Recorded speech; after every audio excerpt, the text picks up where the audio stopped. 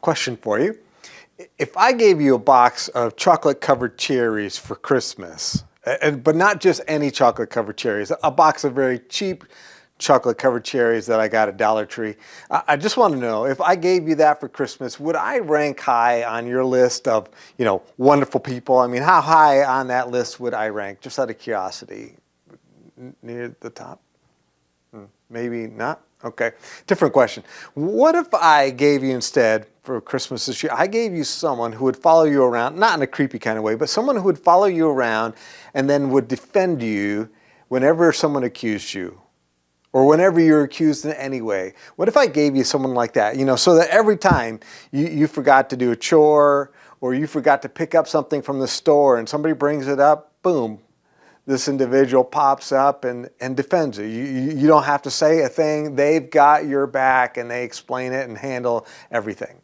And so not only that, every time you felt the inner doubt of whether you're truly loved or lovable, not only do they defend you to other people, but they defend you within you, right? And they convince you again. They deal with that doubt. They deal with that lingering hurt and pain and doubt there and stuff. Every time you remember something you did that you regret, they address that. They come to your rescue. Would that be a great Christmas gift for you? And second, would I rank high on your list of wonderful people if I gave you someone to always defend you and always come to your rescue in that way?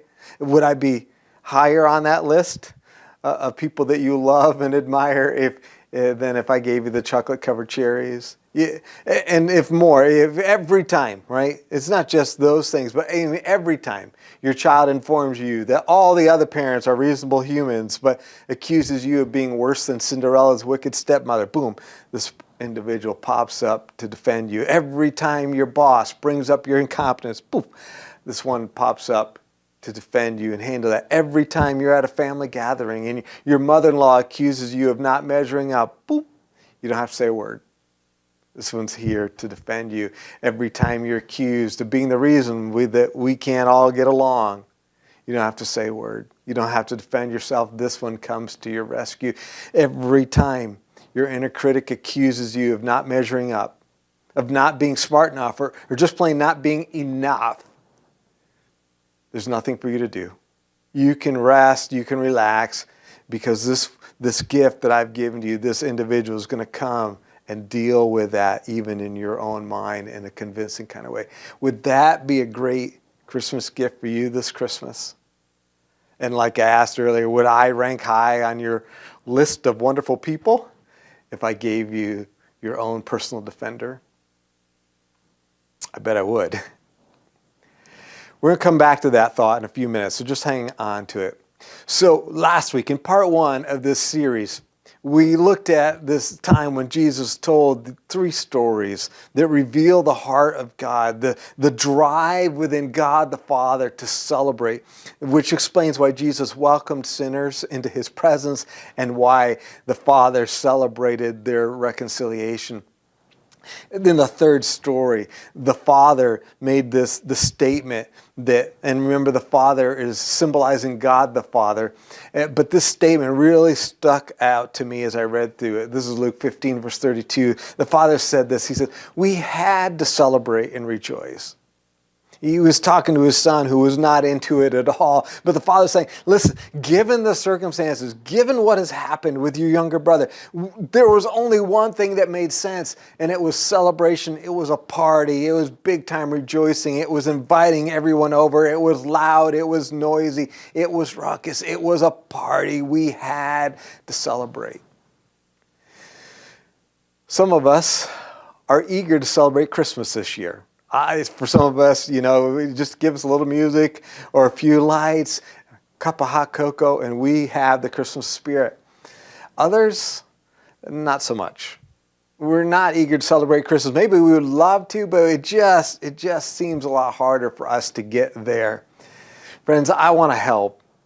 So here's what we're going to do. Over the next 5 weeks, beginning today, we're going to each week look at something amazing that we have because of Christmas. Something that's amazing in our lives because Jesus came. And here's where I want to go with that. My desire is to help us to be able to say, we had to celebrate, we had to rejoice this Christmas because, and you'll latch on to one of these 5 things that, or maybe more than one of the 5 things that we're going to talk about over these next several weeks. But my prayer is that as we look at these things, you'll start to feel that drive, like God the Father expressed, why he's just driven to celebrate. That's my goal, my heart, and my prayer for us is we will feel that urge, feel that drive to celebrate. We'll go, I had to celebrate this Christmas. Yeah, there was stuff going on. Yeah, there were places I didn't want to go. Yeah, there was things that didn't work out, but it didn't matter. I had to celebrate and rejoice this Christmas because, and you'll fill in that blank. All right, so that's where we're going to go. Right now, I'd like to go out on a limb. I want to make a prediction about you, and here it is. I'm predicting that in the last week, you have not had this thought. You know what I need? I need a good priest. Now, you've probably had the first part of that thought, right? I need a good, and probably you'd fill it in, a good cup of coffee, or just a good 10 minutes away from everyone else, or something like that. You probably, have not thought, what I need, what I really, really could go for, what I really need is a good priest. Now, you probably felt the need for a good priest, but I didn't recognize that a priest is the one that helps with that. For example, I'm going to, again, be out on a limb here, but I'm going to say that every one of us over the last week, at one point or another, we felt the need for forgiveness. Maybe we didn't realize that a priest helps with that. Or I think every one of us in this last week has felt the need to believe that we're truly understood by somebody. Like somebody really gets us. Maybe we felt that need, but we didn't realize that a good priest handles that, helps with that. I think all of us in the last week, at least once, have been in a time where we really felt the need for prayer. Like if I could just get someone else interceding for me, because I don't feel like my prayers are going anywhere. I think every one of us over the last week has felt the need for God's assistance at least once, but probably didn't realize that, a good priest helps with that. And there's a good reason for that. Priesthood isn't part of our tradition. It's not part of our culture. But for centuries, it's been widely practiced and widely valued. And here's why. Everyone needs to be right with God, and everyone needs help from God. But most cultures agree that while that's true, that we all need to be right with God and we all need help from God, we can't get right with God and we can't get anything from God on our own because we don't have any credibility with God. There is no good reason for God to listen to us. I know many of us have tried to bargain with God, but throughout the centuries, most people have understood that, that's fruitless. We don't have credibility with God. We don't have any authority in heaven. There's no reason why we can walk in and say, God, this is what I need, and truly expect for God to do it apart from a priest. Now, I get it. It's only in cultures like ours where we're quite affluent, where our arrogance rises and we start thinking, God should let me into his heaven just because I exist.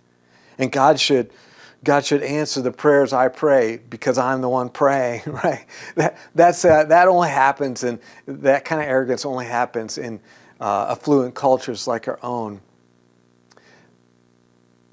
Throughout most history, people have understood there's no reason, no compelling reason for God to listen to me. I need someone to represent me before God. I need a priest, and that's what the priests do.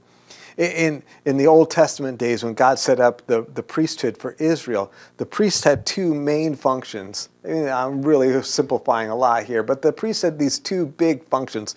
The first was to make atonement for sin.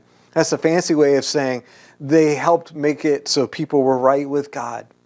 Once a year, the priests would go into the Holy of Holies and they would offer these sacrifices. And there were other times for sacrifices, but the point was to make atonement for the sins that the people had committed so the people could be right with God. A second thing that the Old Testament priests did was they interceded for people. They asked for help from God. And that's all well and good, but hear me on this. It only works right? That whole priesthood thing only works if the priest has two things. First, he has to have credibility with God. I mean, if God isn't, if that priest has no more credibility with God than you do, well, then what good's the priest, right? That's not going to help you any. And second, it only works if the priest understands you well enough to represent you well before God, understands your needs, understands your heart and the desires of your heart, understands your struggles and that kind of thing. If he understands that, then he can relate that to you, and then he can pass that on to God. But if he doesn't really understand you, he's liable to just pray for whatever comes to mind first.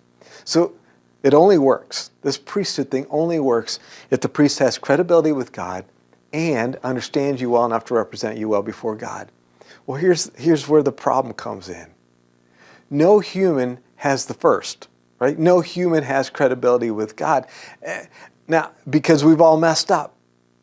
All of us are sinful, and so we're separated from God. We don't have the right to enter into God's presence. An angel has the right to be in God's presence, but the angel doesn't have the second thing, right? He doesn't understand you well enough to represent you well before God. Angels have watched humanity throughout the centuries, but they've never been human. Only Jesus has authority in heaven and personal experience of what it means to be human. This is one of the things I would love for us to grab, think about, and celebrate this week. Jesus left heaven and came to earth to be the priest that we all need. Yeah, let me say it one more time. Jesus left heaven and came to earth to be the priest that we all need. Let's unpack that a bit, all right? First, Jesus has credibility in heaven. Hebrews chapter 7. Verse 26. And by the way, the book of Hebrews talks about a few different things, but one of the main themes of the book of Hebrews is explaining to us why Jesus is the incredible priest that he is. So Hebrews 7 verse 26 says, "For this is the kind of high priest we need, holy, innocent, undefiled, separated from sinners, and exalted above the heavens." Yeah, that's the kind of priest you need. One who has credibility with God, one who has authority in heaven because he's holy and he's innocent and he's exalted, right? He's undefiled. Jesus is that. So I mentioned the Old Testament priests a couple minutes ago. The Jewish priests, when it was time to make atonement on the Day of Atonement, the high priest, he would pass through this curtain that separated the two parts of the tabernacle or the temple. And he'd pass through the curtain into the Holy of Holies on the Day of Atonement to make atonement for the people. And his hope was that as he passed through there, that God would come down and meet with him there. But because of his credibility and authority with God, when Jesus went to make atonement for us, it played out radically differently. Hebrews 4, verse 14. We have a great high priest, this is Jesus, who passed through, not the curtain, hoping that God would show up. No, he passed through the heavens, right? Jesus, the Son of God, passed through the heavens. Straight into heaven he went. And he gained a complete and permanent atonement for us because he is the perfect priest who brought the perfect sacrifice. 1 John 2:2, he himself, that's Jesus, is the atoning sacrifice for our sins, and not for ours only, but for those of the whole world. Jesus is the perfect priest, and he's the perfect sacrifice, and because of that, he has credibility with God. And he was able to get us the atonement that we could never get on our own, and that atonement is complete atonement, perfect atonement. Through Jesus, we can be right with God. The second, Jesus has personal experience with being a human. He's got personal, first-hand knowledge of the human condition, and therefore he understands us. He can represent us well before God. I want to just highlight a few of the ways, that Jesus has this kind of experience, this first-hand knowledge. First, he has flesh and blood. He, though God, came and was born as a baby, took on flesh, blood, humanity. Hebrews 2, verse 14. Now, since the children, that's us, have flesh and blood in common, Jesus also shared in these, so that through his death he might destroy the one holding the power of death, that is the devil. Verse 17. Therefore, he had to be like his brothers and sisters, again, that's us, in every way, so that he could become a merciful and faithful high priest in matters pertaining to God to make atonement for the sins of the people. There's a lot in here. First, Jesus took on flesh and blood in order to do what he did in the past. What did he do in the past? He defeated death. You saw that in verse 14.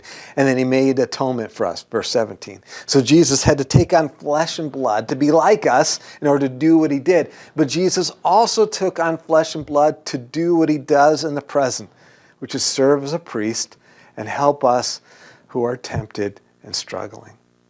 So he took on flesh and blood. Second way in which Jesus has firsthand, intimate knowledge of what it's like to be a human is he shared in our suffering. Chapter 2, verse 10. This is a crazy verse. But for in bringing many sons and daughters to glory, it was entirely appropriate that God, for whom and through whom all things exist, should make the pioneer of their salvation perfect through sufferings. Well, who's the pioneer of our salvation? The one who got it all started. That's Jesus, right? And Jesus, it says, God made Jesus perfect through sufferings. Now, perfect here isn't talking about behavior, like, you're the perfect spouse, perfect kid, perfect parent, or whatever. We're not talking about behavior here. He's talking about complete. He's talking about when he says Jesus was made perfect, Jesus was made fully prepared and equipped through suffering. Well, fully prepared and equipped for what? Fully prepared and equipped for his role of high priest. And how did he get that? Through suffering. Why? Because suffering is such a huge part of our life, it had to be part of his life so that he could experience it. He could understand us so he could represent us well as the perfect priest. There's another area in which he understands us, and that is the area of temptation. Hebrews 2, verse 18, for since he himself has suffered when he was tempted, he's able to help those who are tempted. I like this verse very much because it says the truth about temptation. Temptation is a form of suffering. I mean, any of you who have tried really hard to resist temptation know that temptation is a form of suffering. And Jesus experienced temptation. He experienced that form of suffering. And because of that, because he gets us, because he gets that pain, because he gets the agony of saying no to temptation and saying no again 5 seconds later and saying no, having to say no again 15 seconds after that, because the temptation is tempting and it won't go away and it won't give up and it won't quit. It's relentless. Jesus understands that because he experienced it. Chapter 4, verse 15 of Hebrews says, we don't have a high priest who's unable to sympathize with our weaknesses, but one who has been tempted in every way as we are, yet without sin, because he withstood and he withstood and he withstood, and the temptation kept coming and he kept facing it and kept standing into the wind, so to speak. He gets it, and he gets us. One more thing I want to point out about this idea before we move on is this, Jesus, it says, sympathizes with our weakness in the face of suffering and temptation because he experienced both. No doubt that experience helps him as he intercedes for us. That's Hebrews 7, verses 24 and 25. Let me hit one more way in which Jesus understands the human condition, and that's this. Prayers heard, but not granted. Prayers heard, but not granted. Some dear friends, dear folks in my life are in this season right now. They're praying hard. They're praying in the will of God. They know that the things that they're asking for are not selfish requests. They are God-given requests, God-given desires that they're bringing back to God and saying, God, will you please do this? But so far, in their experience, they haven't given up yet, but so far in their experience, they haven't been granted the things that they are praying for. Jesus gets that. Hebrews 5, verse 7, during his earthly life, Jesus offered prayers and appeals with loud cries and tears to the one who was able to save him from death. And he was heard because of his reverence. And although he's a son, he learned obedience from what he suffered. And after that he was perfected, he became the source of eternal salvation for all who obey him. And he was declared by God a high priest according to the order of Melchizedek. Friends, Jesus knows what it's like to cry out to God. Jesus knows what it's like to cry out to God and to be heard by God. He was heard and yet not have his request granted. God didn't give Jesus away to remove that horrible suffering. Jesus went to the cross. Even though he asked his Father and said, Father, if there's any way, please let this cup pass from me. Let there be another way out. Jesus knows that huge part of our Christian humanity, our Christian human life, where our prayers are being prayed with agony and repetition, faithfulness. And our prayers are being heard. And God is taking note, but God isn't saying yes. He gets that. Because Jesus came, we have the perfect priest. We are atoned for. We are understood. We are prayed for. And we are assisted by God.